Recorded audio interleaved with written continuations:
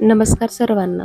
तर आज paper cutting ब्लाऊजसाठी कसं करायचं ते तुम्हाला मी सांगणार आहे. तर परफेक्ट असं माप कसं घ्यायचं ते सांगणार आहे.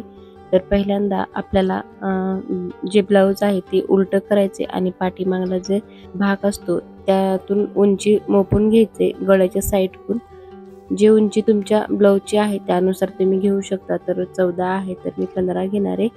त्यानंतर मार्किंग करून घ्यायचे आणि त्यानंतर छातीचं माप जे आहे ते घ्यायचंय. तर त्यासाठी ना ज्या बाजूला हुक लावलेले असतात ना त्या बाजूकडून मोपायचे. जे शेवटचं जे टीप असते आपल्या ब्लाऊजची तिथून 1.5 इंच पलीकडे सोडायचे फिटिंगसाठी आणि जे आहे माप ते परफेक्ट असं माप ते टाकून घ्यायचे. तर 10.5 आहे तर इथे वाढवायची गरज नाही कारण ऑलरेडी आपण 1.5 इंच सोडलेलं असतं त्यामुळे.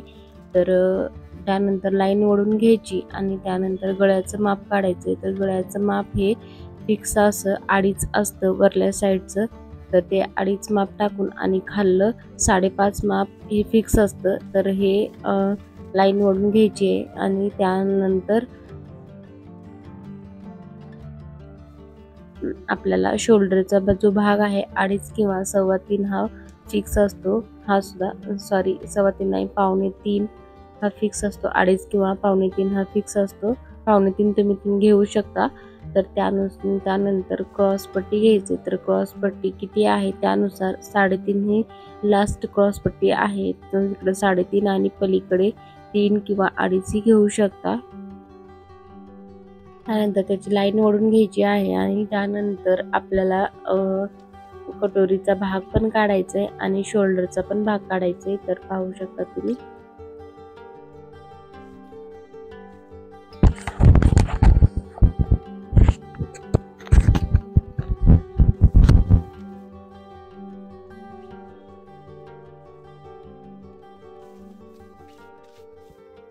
तर गोल राऊंड मध्ये आपल्याला लाईन ओढून घ्यायची आहे आणि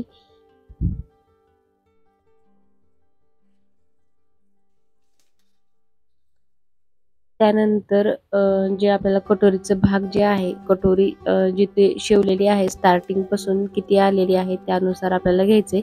6 असेल तर 6.5 आणि वरून माप घ्यायचे 5 किंवा 5.5 आणि किंवा तुम्ही ब्लाऊजचं माप टाकून सुद्धा तुम्ही घेऊ शकता. वरचं जे गळ्याचं माप जे आहे ते अर्धा इंच फक्त वाढवायचे त्यामध्ये आणि शोल्डरचा भाग धरला तर 5.5 आणि किंवा 6 हे फिक्स असतं. तर 5.5 घेतले मी.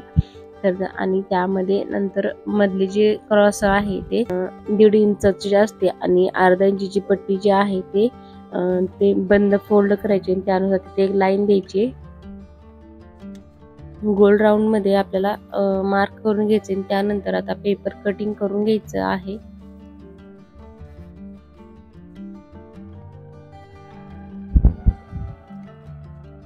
तुम्हाला जसं पाहिजे तसं नंतर गळा तुम्ही काढू शकता. तर ह्याच्यावरूनच पहिल्यांदा घ्यायचे. सगळं ब्लाऊज कट झाल्यानंतर वरचा भाग तेवढा आपल्याला नंतर जो ब्लाऊजचा आहे तो कट करून घ्यायचा जे की अर्धा इंचाचा भाग आहे ते. हे पाठीमागचा भाग आहे आणि हा पुढचा भाग आहे. तर ह्याला व्यवस्थित असं कट करून घ्यायचे आणि हे आहे कटोरी. हा जो येतो पुढचा भाग येतो त्यामुळे थोडस त्याला अर्धा इंचच्या ह्याच्यावरती गोल आकार दिलेला असतो. त्यानंतर आपल्याला इथे कटोरीचं माप काढायचे कारण ते परफेक्ट कटोरीचं माप नसतं त्यामुळे.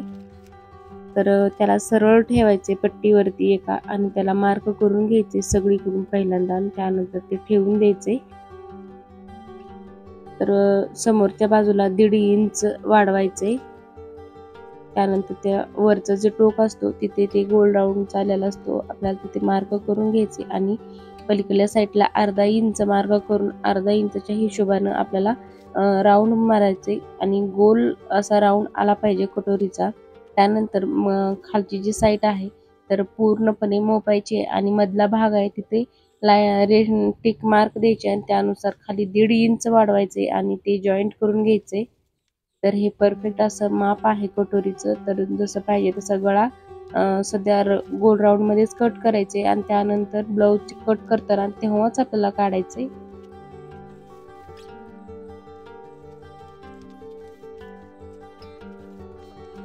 जर तुम्हाला कोणती स्टेप समजत नसेल तर कमेंटमध्ये नक्की सांगा. ती स्टेप जी आहे मी डबल तुम्हाला नक्कीच सांगेन. त्यानंतर आपल्याला बाहीचं माप काढायचे. आता एक शेवटचाच भाग जो आहे बाहीचा आहे ते आपल्याला काढून घ्यायचंय.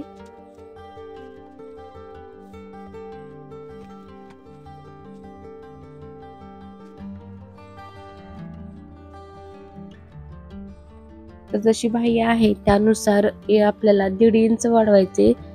5 असेल तर 6.5 घ्यायचे आणि पलीकडून पण. आणि जर 10च्या पुढे जर आपली कटोरी जर असेल तर फिक्स नाही 8.5 घ्यायचे आणि 10च्या मध्ये असेल तर 7.5 घ्यायचे.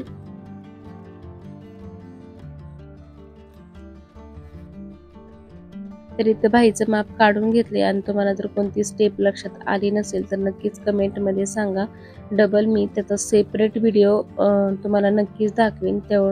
म्हणजे तुम्हाला बाहीचं समजलं नसेल किंवा कटोरी कशी काढायची हे समजलं नसेल तर तेवढाच भाग मी नक्की सांगण्याचा प्रयत्न करेन. तर व्हिडिओ आवडला तर नक्की लाईक शेअर सबस्क्राईब करा.